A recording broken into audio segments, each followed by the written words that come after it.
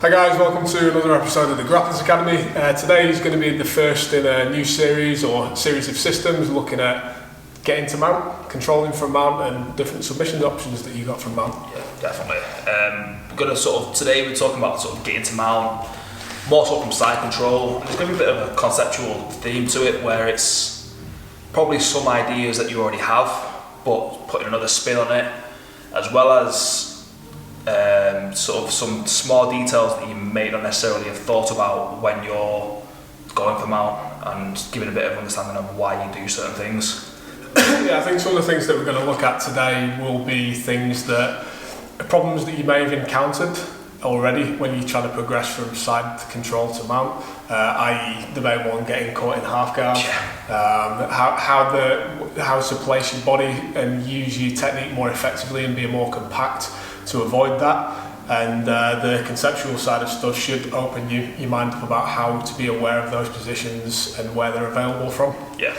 So Si's got a really nice idea about the red zone, green zone, and how to use that for getting into a step over. So yeah, we can talk about that. So if you line your back foot, you can on. So this is a concept that it was years ago. I think Dan Strauss did it and covered it in a seminar. It's a theory or like a theme that's really stuck with me. And when you're passing mount, you always try and think of what's okay to pass over and what's not okay to pass over. And there's that border at the waistline. Now, above the border is the green zone, and this is where you are a lot less likely, if at all, going to get caught in half guard. And if you pass over the red zone, there's a higher probability of being caught in half guard. So typically what you tend to see is from side control here, and the foot's going to swing all the way over the red zone, caught in half guard, and you've gone back a step rather than forward. Whereas if you keep your limb in the green zone, you're not going to get caught with it. So the one that Bonn's going to cover is knee over the top. But for myself, I'm going to do sort of like a reverse side control positioning and sort of show you how this red zone, green zone works. So initially to start off with for this side control, for this mount take, starting off with the traditional side control, and now I want to try and get my crossface arm underneath this armpit. So I'm going to do this in a couple of phases. The first one is I'm going to come over the head and use my elbow to pinch the head in. The next thing I need to try and get through this here. So my hip is going to sit back. I'm going to slide my elbow through, and rather than just sort of bringing it down to the floor here, I'm going to circle back under the armpit to take the strength away from the arm, and then the leg that's gone behind, I'm going to sit through to here. Now the important part of this is I've taken away from this far arm, because if Bonn bridges into me here,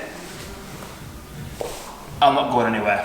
Whereas if Bonn has this underhook here and he bridges into me, I'm going to go over. So it's important that we clear this arm out of the way first. Now while I'm here, depending on the kind of player that I'm against, this knee that's near the body, I'm going to be driving the knee into the hip, and I'm on my little toe here. This other leg, I'm going to be on the big toe and I'll be floating my hips. So my weight is going straight down into Bonn, and my hips are coming up maybe an inch off the floor.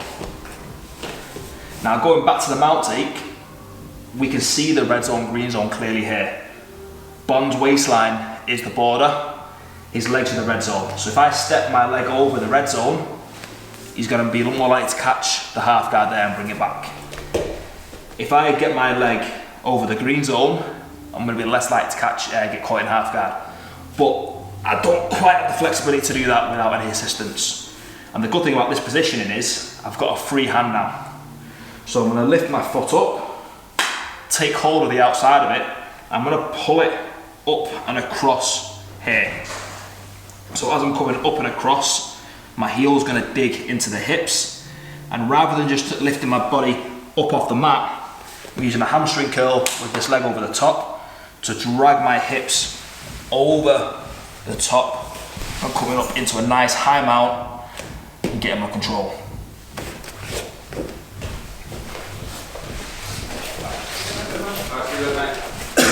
So it puts into context having the leg there is the danger zone. Kind of like John Danaher jokes around as well, why ignore 50% of the human body? Well, that's it's going to get you caught in this scenario.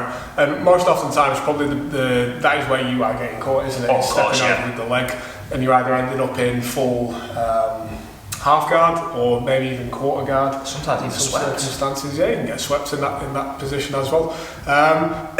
Mine is working off a similar principle as well, but we're going to be using the knee and the shin, somewhat like a knee on belly pass, but the setup's going to be almost essentially the same, and looking at how we can cut that line that Simon's talking about across the hips and the stomach, rather than taking a step over it. We're going to go directly through it. So in from here with, again, a very, very similar idea on the setup. We can either use this hugging underneath the shoulder. We could even use this same way to pinch on the side of the head there, but we're just simply going to go for a nice, easy cross-face pressure to begin with on this.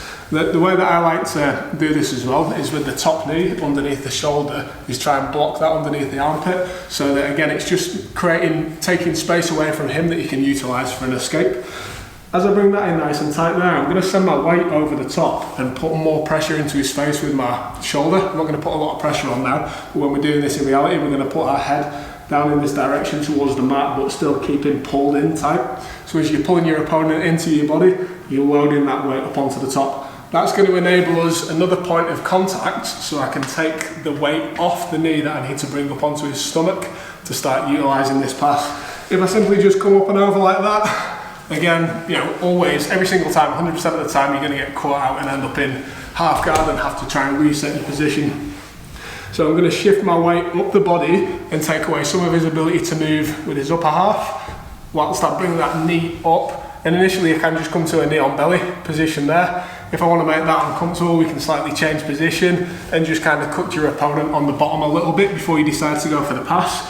But because we've got our head pressure down here, I can slowly start to work this knee across, and at no point here has Simon been able to use that leg and hook in over the top. So we'll go back to the beginning again there. So we've got a nice decent pressure in on the side.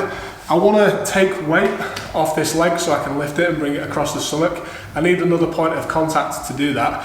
If I simply just try and do it there, and Simon's got a good bridge and roll, I can either go this way with it, or you might even be able to roll me that way if I've not got another base of control here. So with that head base posture, it's going to be difficult for him to take me in either direction because I've got him pinched down from both sides. From side control there, we're going to make it uncomfortable for him and bring that knee up. I'm looking to take my knee in a 45-degree angle from his hip up to his armpit, so that it's going to make it a lot easier for my foot to slide off the bottom. Sometimes if we come up across the top and just try and flick the foot over, we end up in a quarter guard. So this is why if we come from the hip and take the knee up to the shoulder, our foot can easily drop off the side. And then we've got our mount and we can start setting up head and arm triangles and all the other different good submissions that you've got from the top. Yeah, the beauty of that one as well is you take a deep underhook and you sort of start the mount with a really deep underhook in a strong attacking position, and when I take that mount in that same way, I typically try to attack the head and arm pretty much straight away from that point. You probably noticed that setup's quite similar to what we've done in the side control series as well, for setting up Kimura attacks. Yeah. And it either leads you really nicely into an arm bar or a head and arm triangle setup. And that far underhook, again, for most attacks in side control or even in mount, really strong position to work in, so it's really good position to get used to getting hold of and maintaining and controlling. Yeah. You'll start to see more and more concepts of the same in more of these videos you watch. Concepts in Jiu-Jitsu span across different positions, and this is a really powerful one, controlling your opponent's opposing sides. So you're utilising two blocks or two wedges. We've got our body on one side, and then we're utilising a hook or a pinch on the other side to limit their ability from moving away from you. And because Jiu-Jitsu is all about having space or taking space away. If you're trying to attack, you want to take space away from your opponent. If you're trying to escape, you want to try and create space that you can occupy with a frame or with an escape yourself. Oh, definitely. And if there's any sort of mount attacks or mount issues that you've got, feel free to drop a comment, send us a message, and we'll do our best over the next couple of weeks during this mouse series to address those issues that you might have, and also make sure that you're hitting that like button and subscribe. Yeah, go and follow us on the Grapplers Academy social media pages, whether that's on Facebook or Instagram. You can always leave us comments or messages on there on any problem areas that you're having with the videos, as well as leaving comments on the YouTube videos as well. We'll always try and get that feedback back to you if it's something that you're struggling with, a small concept, and because we're always here to try and improve your game at the end of the day. And we're going to try and progress through this series and give you a broad picture of how you can implement the techniques that we're going to use in the broader scope to maybe apply to techniques that you already have that aren't just limited to the ones that we're going to show. But yeah, thank you for staying tuned, and stay tuned for the rest of the series.